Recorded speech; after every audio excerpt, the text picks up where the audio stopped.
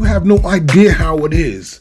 And you're saying, I got 5 seconds of sample time. I mean, 5 seconds. That's like, oh my God, that's dope. That is so hot. You have no idea how hot that was. Now, back then, that was me. But today, it's nothing to you guys. You have no idea what that's like.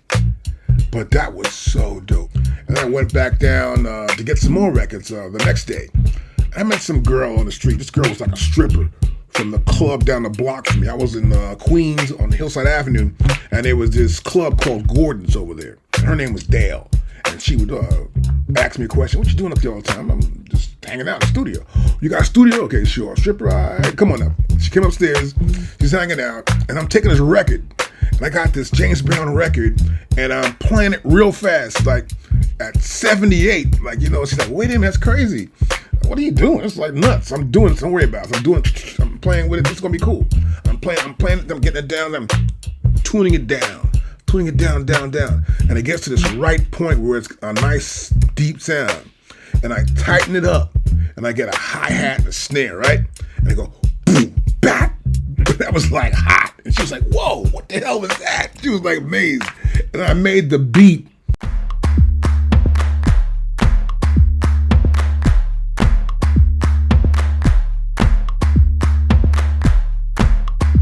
Browns, the beats are just so fat.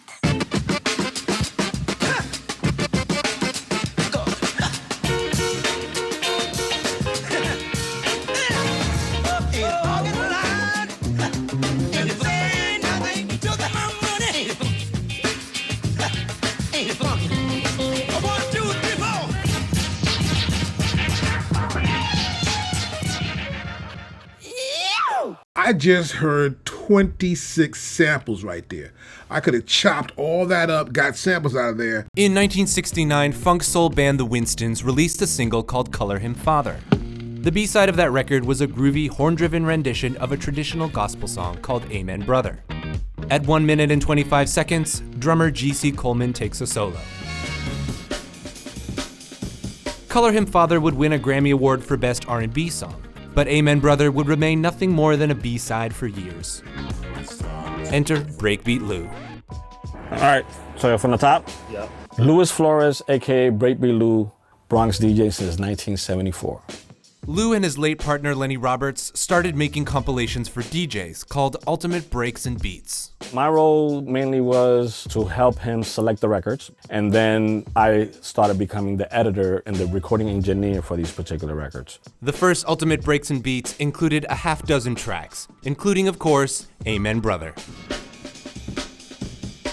The drum break is probably one of the most organic, larger-than-life, big presence style of drums. The way the drums are tuned, the way they are played, the way the hi-hat is going is real soft but real rhythmic, and the way the kick is hit is hard, you like a heavy leg, the snare is snapping in your face. There's so many depths to this particular track. There's nothing else like it. As young DJs became producers, they slowed down the Amen break and used it as the foundation in early hip-hop songs, notably NWA's Straight Outta Compton. Now, once this happens inside the music business, it gets crazy. There were guys making hit records from little sample chops, and some guys are taking records and almost sort of like skating the line. But the money's coming in. And these big groups that have the records, they've been sort of getting like copyrights and having problems with copyrights and trying to get the copyrights together. They see this going on. And what they want to do is they want to start selling their copyrights.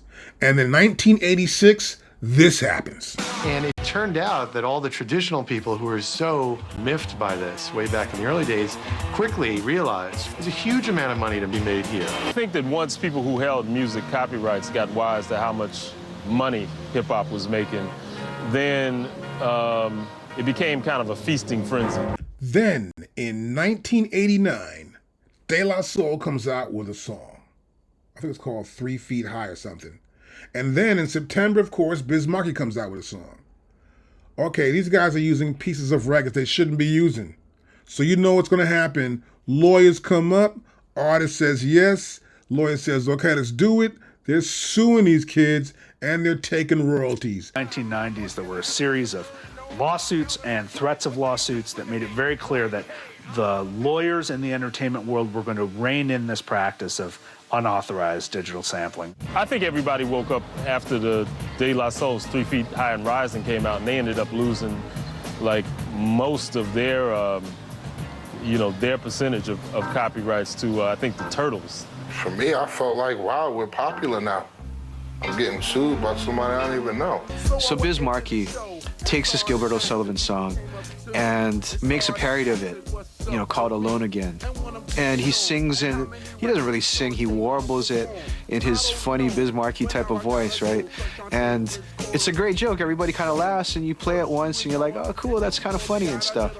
Gilbert O'Sullivan didn't really think it was that funny, It was a pretty aggressive sample of a song that Mr. O'Sullivan, it was his big hit. So he was just a no-nonsense guy. He didn't want the song in a rap version. Tommy Boy has to give up royalties.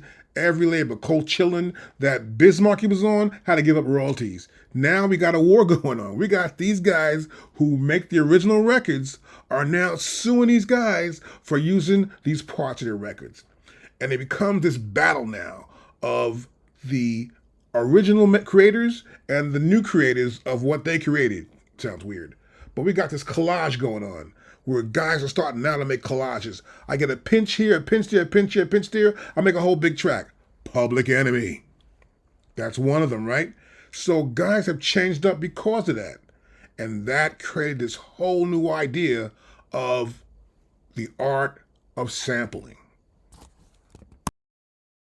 The Bomb Squad was the association of Chuck D, Hank Shockley, Keith Shockley, and Eric Vietnam Sadler. Those 4 individuals together were the Bomb Squad, and they were the ones who put together the sound of Public Enemy's music. Our thing about sampling was, there's the confusion element in it, because we know we had to be confusing because we didn't want people coming after us. People started to get pretty savvy about what they were sampling and then how they would mask it. So we would make it a game for you to try to figure it out. Okay, try to figure out where this came from. You can go all day long, and I know you won't find it. They could change the tone. They could change. They got so much technology today. They can the speed go up or whatever they want to do with it, and I won't even know it's me. It is more difficult to make a record than it is to sample it. That's patently obvious.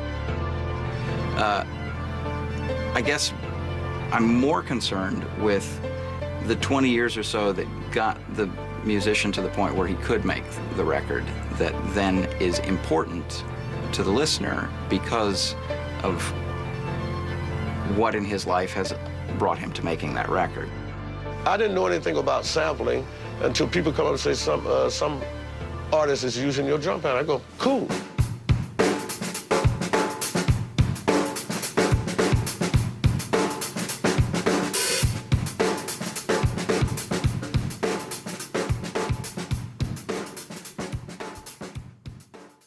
There's an explosion of a new sound of music almost everywhere.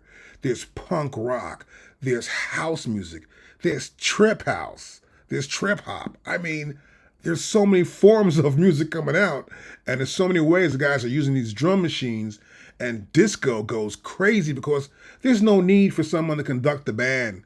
We have a DJ who can make his own tracks and make music because he can sample it up. He can sample it up and put it out here and put it there, and wow, he goes to a club, he can test his song out and then come back again and work on ideas.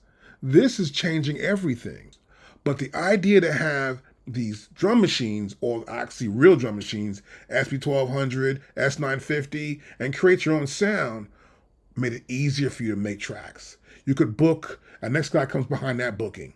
One guy doesn't eat up so much time that the popularity of studio doesn't grow. And that's really important when running a recording studio. But nonetheless, it's important too when actually creating music. There's no need to stay in a studio all night. You can go home, listen to what's going on, come back the next day. We can get more clients coming in. It was just really awesome. You have no idea how that changed everything in every studio over America.